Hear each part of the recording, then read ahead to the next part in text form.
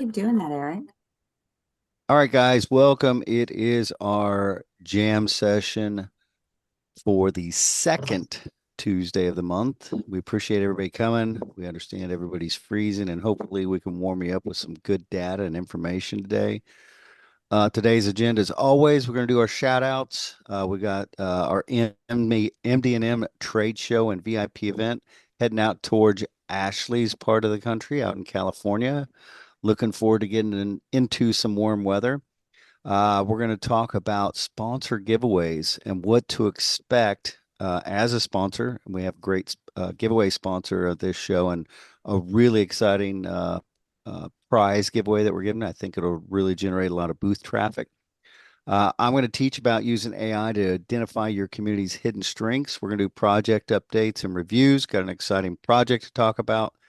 And then always, as we do, a reminder of any important submission deadlines to stay on top of, get with your coach, and make sure that you are submitting a good RFI to the project. All right, Cressa, why don't you kick us off with our shout outs? Absolutely. So, our welcome to our newest member, Jessica Falk and Cowley County Economic Development Partnership. They have joined the Elite Cities, so we are welcoming them, another Kansas member. Also, just a special shout out to all of our MD&M sponsors. That's City of Delaware. Nick Langford will be attending with us. Sevier County, Malcolm Nash is going to be attending with us.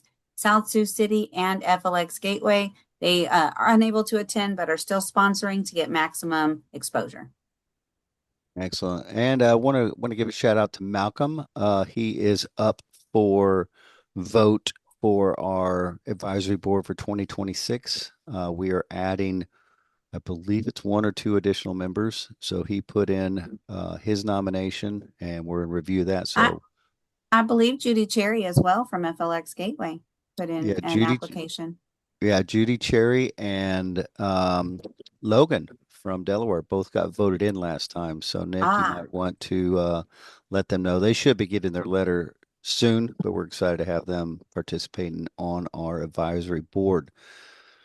Always a quick reminder about our referral drive. We are only as good as you guys help us be. The more communities we bring into it, the more we get to expand on our abilities to market and do creative things to bring you guys more qualified projects and do the things at the trade shows to really represent us professionally and continue to build the Elite City brand. And we appreciate that.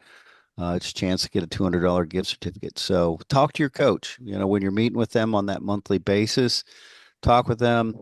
Say, hey, you know what? I'm helping build my team in my state. I want good site selection representation and give them some recommendations. Continue to build out. Francis has been doing an amazing job. He's opened up our Asian Pacific office. If you guys have any insight, he's got a list of over 2,000 companies overseas that he's been interfacing with for the past 9 years. And we're using that list and using his capabilities.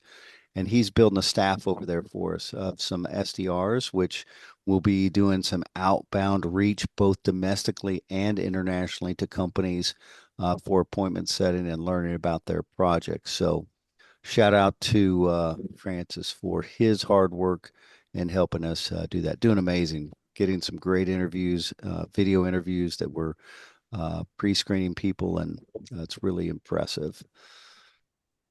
Just a reminder, we talked about this on our board. This will be coming out in February. Hopefully, a full launch in March, but it is our AI task force. So I'm going to be able to show you how to hire a staff or a team of assistants that are going to do all the heavy loading for you and really help you buy back your time. I'm actually in the final stages of a second book about buying back your time in economic development, which I hope to release in March also.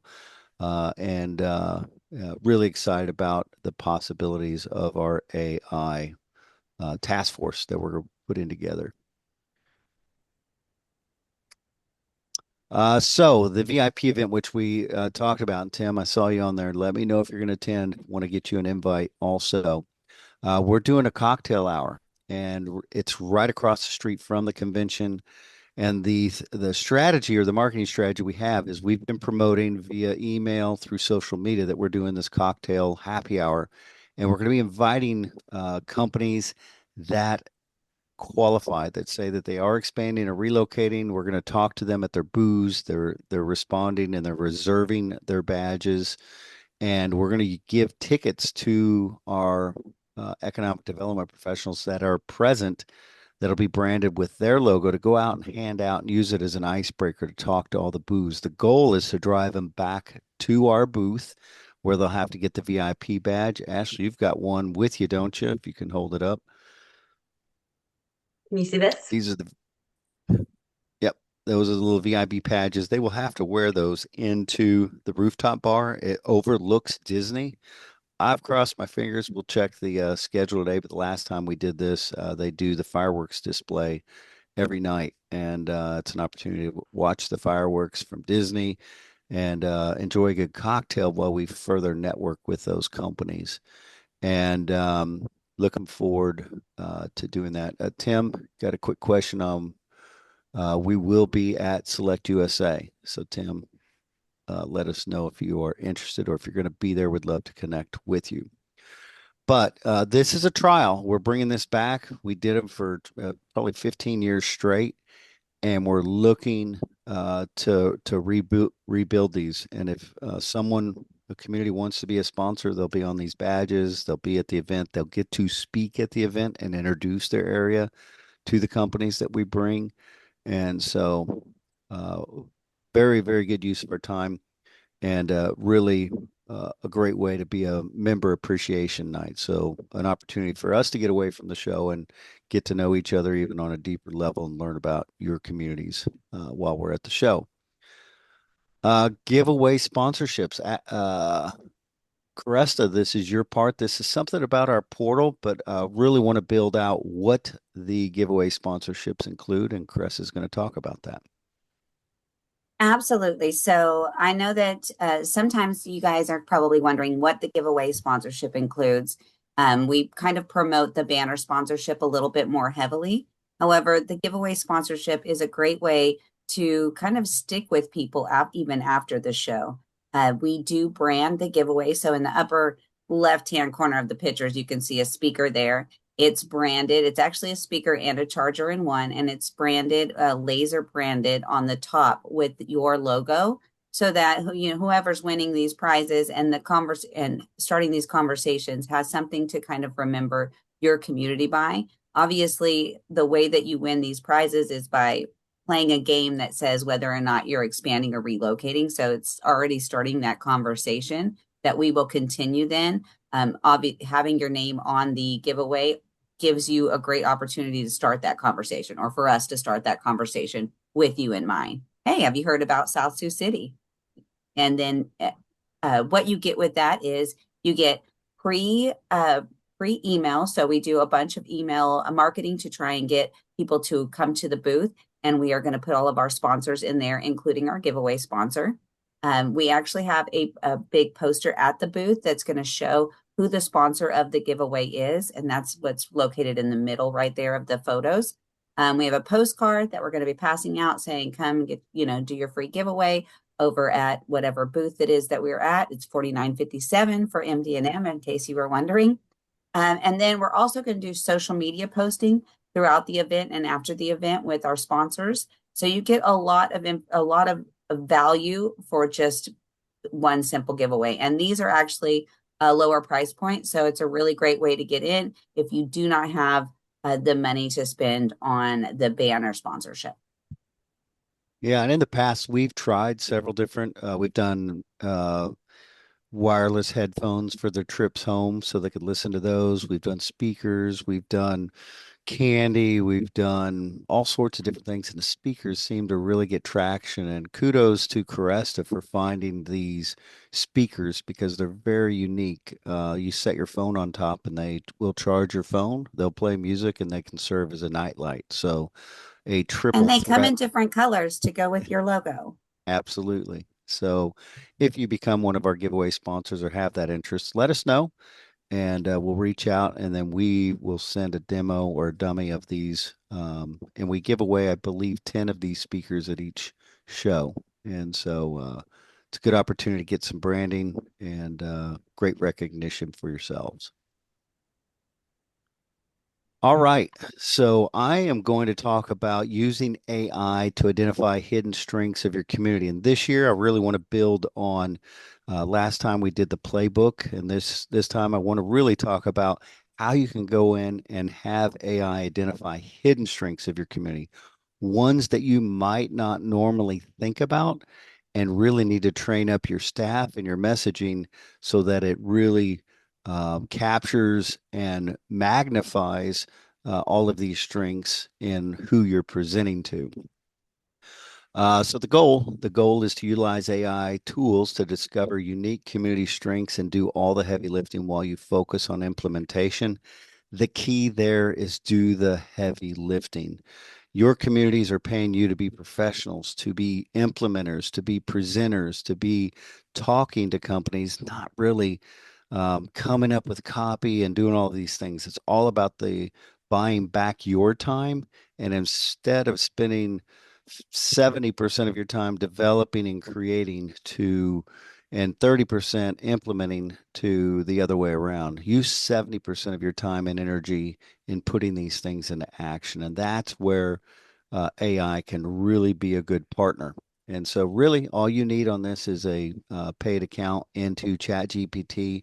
It's $20 a month. It's totally worth it. It might be 21. It's nominal. I can guarantee it will save you thousands of dollars of time and energy in doing all this heavy lifting. So why are we doing this?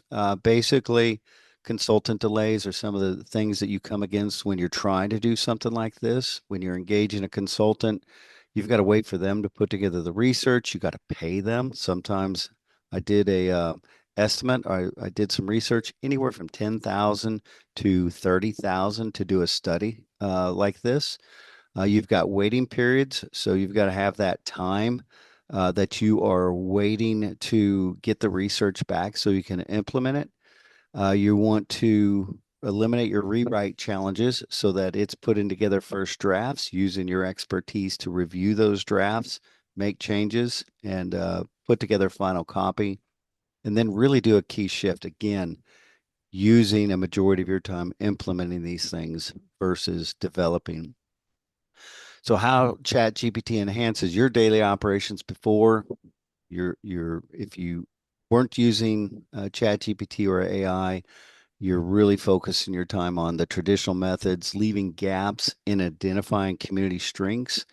No matter how good you are, you cannot access as much data as AI can that's out there on the internet. And if you're going to do this yourself, you're going to go access that data anyway and scrub through all of that data to pull out the things that you need when it's going to do it for you. After um, implementing the chat GPT, it's going to do all that work for you. And I've got the example to show you here.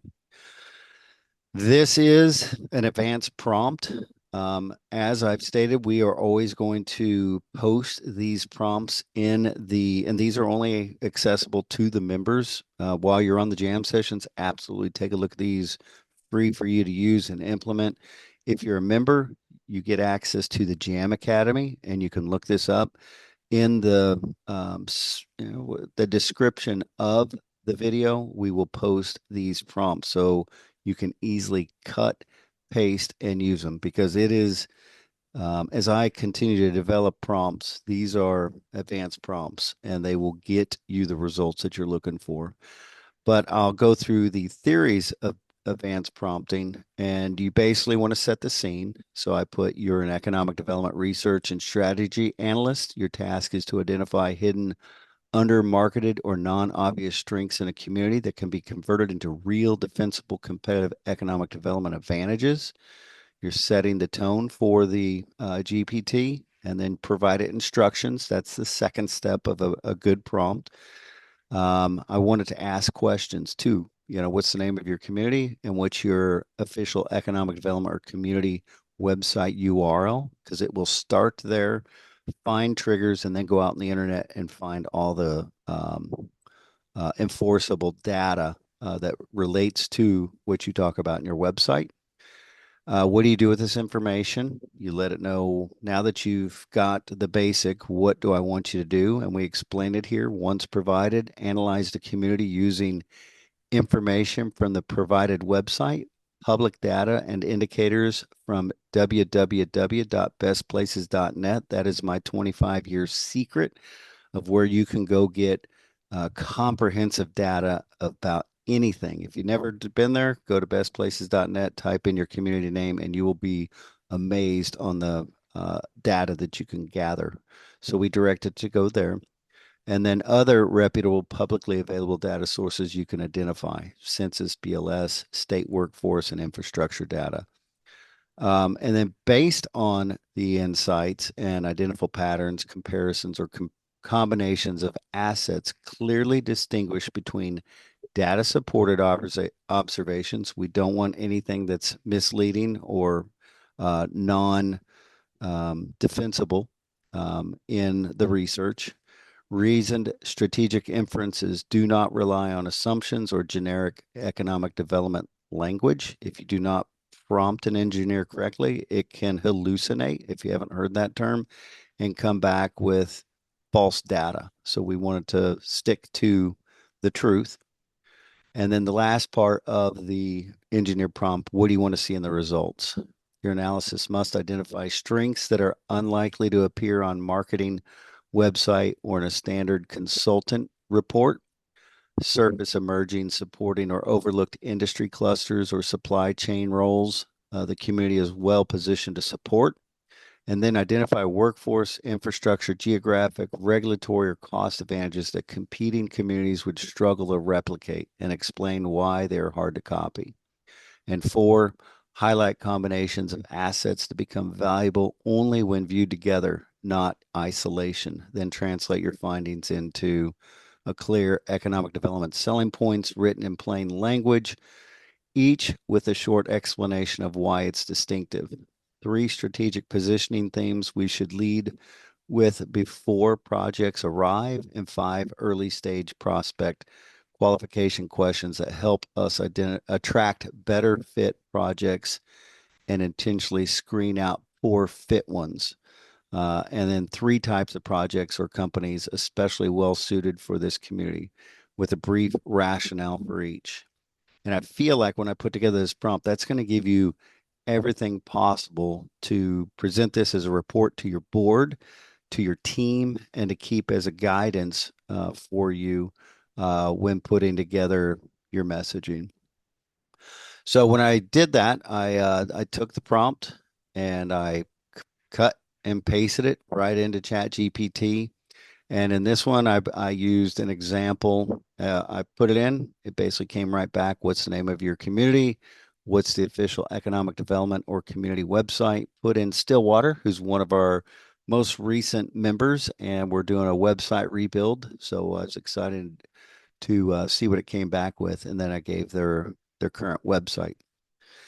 I will tell you, this is an advanced prompt, so this took about 3 to 5 minutes for it to go out, and it's fun to see what the brain is doing. It's going out and pulling up data and then saying, I don't feel this is reliable data, kicking it out. And it goes through all of the scenarios, and in about 3 to 5 minutes, um, it says thought for 1 minute 49 seconds. Maybe that's all it was. It seemed like 3 to 5 minutes.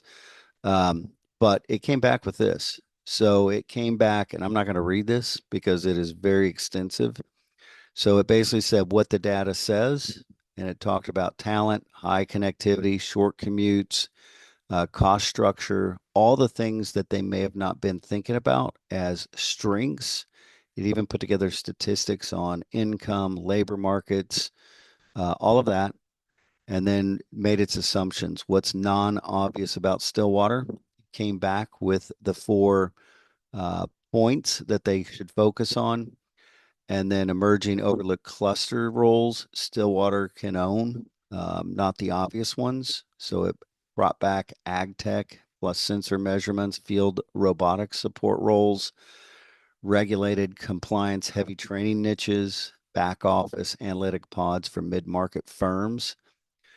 And then it came back with the advantages, why those are advantages that other communities can't offer. And then it finally came back with deliverables for prospecting and positioning. This is a sheet that you could prepare for your team, five plain language selling points. So what are the ways that you present this to a prospect to be a positive for them? And those are things that you could really wrap your team's head around. So if they're out there communicating to projects, that they use the same language that you guys want them to. And then three positioning themes to lead with before projects arrive. And then it basically came back, finalized with five early stage project qualification questions. So if you get someone on the phone, what you should ask of them to make sure that they would fit within some of these parameters, and then three project types. So which ones you should focus on in your marketing. And again, that is what it came back with in 3 to 5 minutes. The good thing that I've also prompted this to do for you is if you want, it'll come back and I call it stack prompting. It'll say, what do you want to do next? And it basically gave a scenario. I can turn this into a one-page hidden advantages brief plus a talk track script for your team that they can use on a first call. So if they're talking to a prospect or they have one that's engaged with them, this is something they could follow easily, turn to a manual, look at it, read it, and be consistent with your messaging. So, and it'll continue to do that, continue to stack until you get everything that you want. Cut and paste this, put it in a manual, and use it for your team.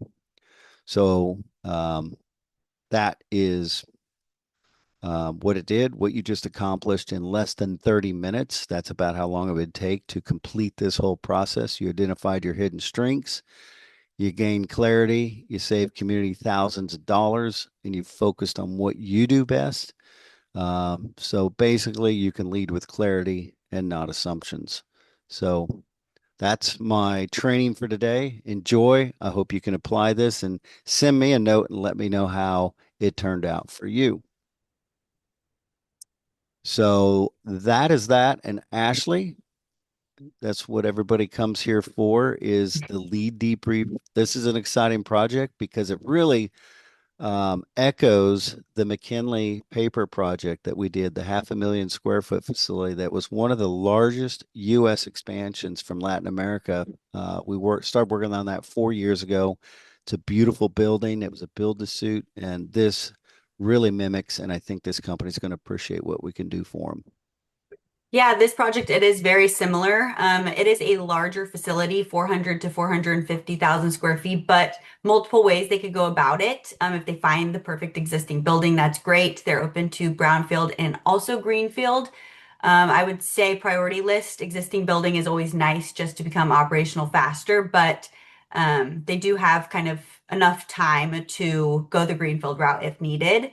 150 jobs, and it might seem relatively low compared to the size of the facility, but that's because this specific facility will use a lot of automation. Job count can grow over the years as they kind of expand the products coming out of the facility, but a good estimate is 150 to start. And they are looking in the Midwest. They have other facilities already in place in the US, and this area is kind of where they have a slow of their products moving to customers, so they feel it's necessary in that region. And then if they can find a facility that's in close proximity to recycled fiber supply, that would be a huge advantage for them. So if you have any of those nearby or in your community, I would say that you could definitely have a good chance at this project. Yeah, and some keys there, guys, whenever you're submitting on this project, the rail access is important because paper is heavy.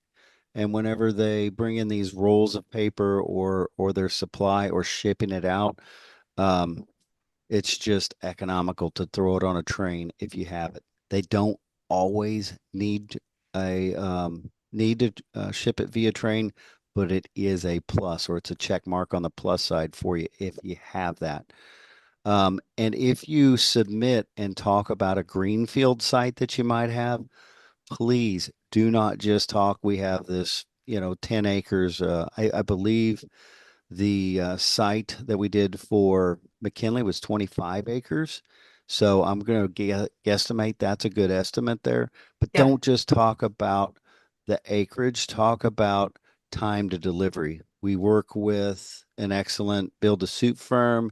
If you're going build to suit, give them a time frame. We can get this operational within 18 months, 15 months, 2 years, whatever that is, so that they don't have to come back with that question, and you can really build that picture in their mind that they could get exactly what they want in that time frame. When they find an existing building, I'm telling you, this type of building takes over 12 months to build out and customize it to that facility, unless you already have an international paper company, which I know some of our communities do, that they could fit into. But it takes time. So don't think that that is a natural, obvious. We want to go with an existing building. That's usually for cost, but these buildings are around for 50 years. So getting them to build the exact building they want is a big plus. So keep that in mind in your submissions and your wording back to these projects. Um, all right. Oh, we got our pretty version here also.